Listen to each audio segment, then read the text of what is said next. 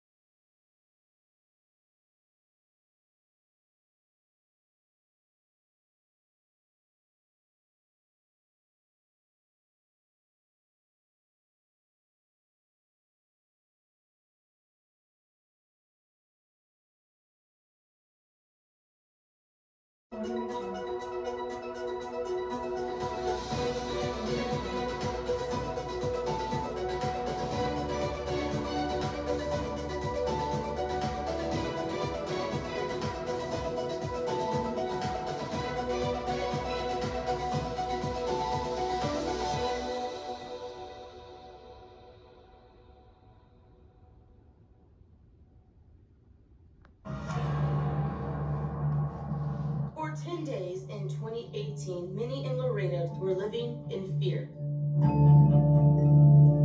Someone apparently luring women into a truck and then killing them. All the victims were defenseless. The person arrested and charged in the killings that left 4 dead, an individual nobody expected, a Border Patrol agent. Pero lo más sorprendente, o sea, para mí, yo creo para toda la comunidad, es cuando descubrimos que este era un oficial, un agente, un supervisor de la patrulla fronteriza. Ortiz carried out these murders in a cold and callous way. And now, after 4 years, the case is headed to trial right here in Barron County. This is open court, the trial of Juan David Ortiz. In 2018, a monster was on the loose right here in the streets of Laredo. Someone preying on sex workers, leaving them for dead over a span of several weeks. Juan David Ortiz, a Border Patrol agent, a Navy veteran, a husband, and a father, accused of using his authority to entrust others and evade suspicion. We look back now at the terror Ortiz allegedly caused to so many. On the side of Jeffries Road near State Highway 255, about 30 miles north of Laredo, a rancher found a woman's body. That woman would later be identified as 29-year-old Melissa Ramirez. She had been shot several times. At the time, authorities didn't know this was just the beginning of a deadly streak of murders. 10 days later, 2 miles east of where Ramirez was found, another woman was discovered along Highway 255 near I-35 by a truck driver. At the time, she was still alive, but later died at the hospital. She too had been shot and was later identified as 42-year-old Claudine N. Luera. Police now had 2 similar murders to investigate, but with no solid leads as to who is behind the crimes. The very next day, they would get the break they were looking for when at 9:14 p.m., a woman ran to a gas station screaming for help. She was trying to get out. She later found that this person here had a weapon and she was not feeling just right to be with him. She tried to get away once, and then tried to get away twice. And what I understand, on the second attempt, she was able to jump out through the door, run towards the lights, where a DPS trooper was gassing up at the time. Erica Peña had escaped from her attacker. She told police a man was trying to kill her and that he was also the one who had killed Melissa and Claudine. She told police the man was a Border Patrol agent named Juan. She also knew where he lived because he had taken her to his house. Police went to the home of Juan David Ortiz, but he was nowhere to be found. At about 1 a.m., just 4 hours after Erica Peña had escaped, 2 Texas Department of Public Safety officers spotted a truck at a Valero gas station on San Bernardo Avenue and Jefferson. The truck matched the description of the one Juan David Ortiz owned. When they pulled up, the truck was empty. Ortiz was inside the gas station and was able to escape through a side door. He ran down San Bernardo Avenue and into the parking garage of Hotel 8 just a block away. There, he hid between cars and a standoff began with police. According to reports, he tried to commit suicide by cop by pointing his cell phone in their direction. He also posted 2 posts on social media, one saying, quote, "To my wife and kids, I love you," and the other, quote, "Doc Ortiz checks out, farewell." Doc was his nickname in the Navy. At about 1:35 a.m., Ortiz surrendered and was taken to the Webb County Sheriff's Office. Perpetrator made a mistake, and law enforcement capitalized on it. At the sheriff's office, a videotaped confession was made. It lasted 9 hours. He decided to voluntarily confess to these murders. During his interview, police learned there were 2 other victims Ortiz allegedly killed after Peña got away. The other 2 victims, a transgender woman, Humberto Janelle Ortiz, found around mile marker 15 of I-35, and Giselda Cantu from mile marker 21, also of I-35, both also shot to death. The question that's out there is, why did he do this? Ortiz was charged with capital murder and aggravated assault. Bond was set at $2.5 million. Residents. In this border town, it's common to have Customs and Border Patrol agents living here. Marisa Limon, a veteran journalist from the Telemundo station, spoke to us about life in Laredo. Que aquí, como quiera, siempre hemos estado rodeados de agentes fronterizos. Es una frontera, los vemos en los restaurantes, los vemos por todos lados. Es común para nosotros en la frontera convivir con ellos. It was why it was a shock to many when they found out a 10-year veteran of the Border Patrol, an intel supervisor, was the one accused of being a serial killer. Saber que era un agente el que estaba acusado de estos crímenes, yo creo fue lo que más impactó en nuestra comunidad. Ortiz is a Navy veteran, having served for 8 years. After leaving the Navy, Ortiz thought about being a cop and was even accepted to the San Antonio Police Academy. But he turned it down after getting a job working for U.S. Customs and Border Protection. While working for the Border Patrol, he was able to obtain a master's degree from St. Mary's University.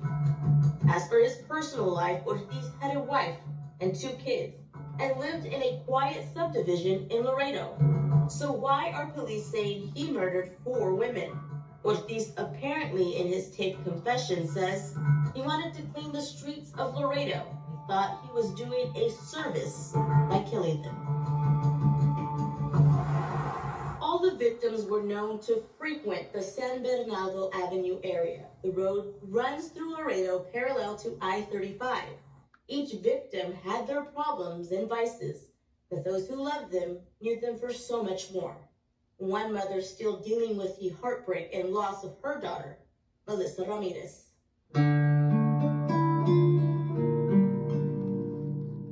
Es bien duro.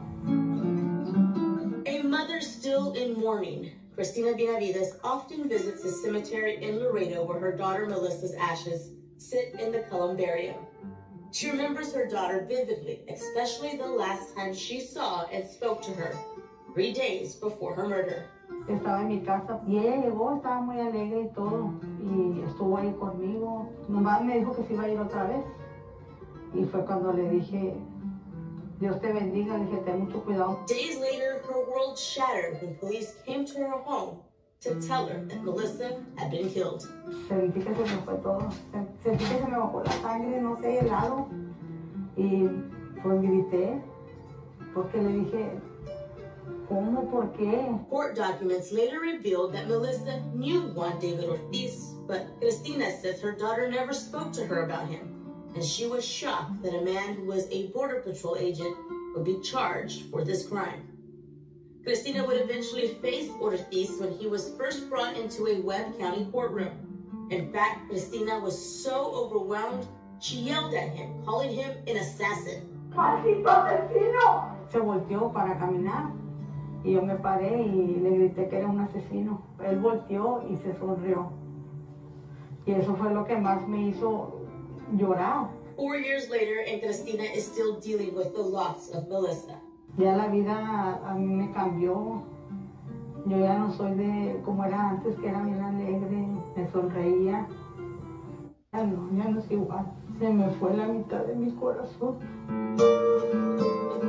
Cristina now cares for Melissa's 2 kids who are 11 and 7. And while she says it will be hard for her to be in court every day in San Antonio for the trial, she says she will be there for Melissa to make sure justice is served. But it's not the death penalty she wants. Instead, life in prison. Que se quede ahí. No quiero que le den la pena de muerte. A ver si algún día se arrepiente de lo que él hizo. This high-profile case was expected to begin in Webb County with presiding judge Oscar Held Jr. Ortiz's defense lawyers filed a motion for a change of venue. In August, that motion was granted by Judge Held, and the trial was moved right here to Bexar County. We'll be ready to go. Webb County District Attorney Isidro Alanis, the lead prosecutor on the case, has been preparing to go to trial in Laredo since 2018. But now he and his staff have to prepare to try this case in San Antonio. Most important thing here is that the evidence doesn't change. The facts are the same. The law is the same. It's just a different jury. So we're excited and looking forward to the opportunity to present this case to the people there in San Antonio. Bexar County Criminal District Court Judge Juan says the trial being moved to San Antonio is a case the county will accommodate the best they can. I think it's important that we do our part, as a good neighbor to other counties, to ensure that we provide them the resources that they need to do that trial as effectively and efficiently as they can. Jury selection is expected to begin October 21st. Juan David Ortiz is charged with capital murder. Ortiz's defense team is familiar to San Antonio. Joel Perez and Raymond Fuchs represented Otis McCain last year in his death penalty case here in Bexar County. At first, Alanis was seeking the death penalty in the case, but recently decided to take it off the table. He said it was something all families of the victims agreed to and wanted. If Ortiz is found guilty, there would be no punishment phase. Ortiz would automatically be sentenced to life in prison without parole. Once the jury is seated and the trial begins, we will be live streaming it gavel to gavel. You can watch it live on KSAT.com, KSAT Plus, as well as our KSAT YouTube channel.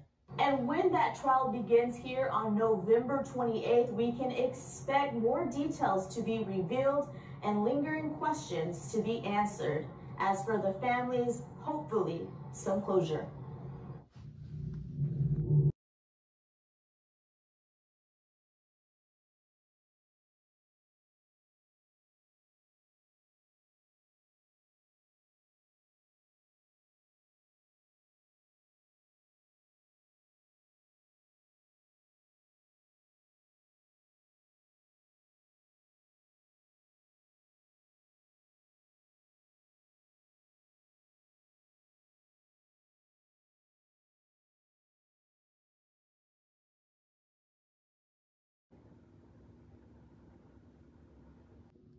Thanks for watching. We appreciate you. Please subscribe.